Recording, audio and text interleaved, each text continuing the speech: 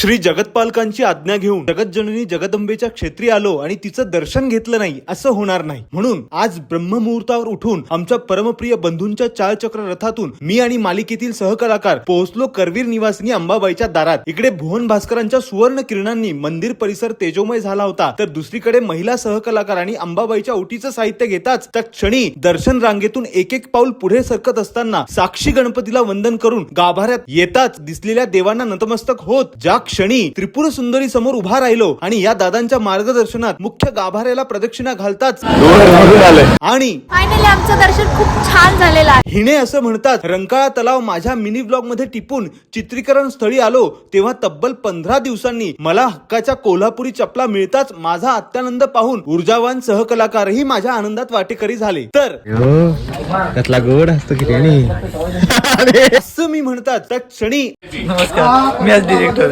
असं आमच्या मालिकेचे दिग्दर्शक म्हणाले. मग ज्या कारणाने मी इथे आहे त्याची जाण ठेवत मनोभावे अभिनेता म्हणून काम केलं म्हणून आमच्या छायाचित्रकार सरांनी मला नक्की काय दिलं ते पुढच्या मिनी ब्लॉग मध्ये सांगतो. बाय.